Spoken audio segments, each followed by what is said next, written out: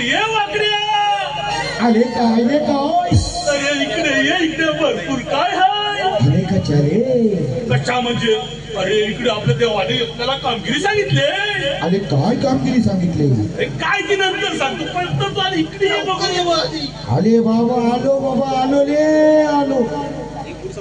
का आठवण माझी झाली करा विचार माझा थोडा अयो अरे का आठवण माझी झाली करा विचार माझा थोडा मला बांधू दे मला बांधू दे मला बांधू दे माझा नाळा मध्ये नाळा माझा थोडा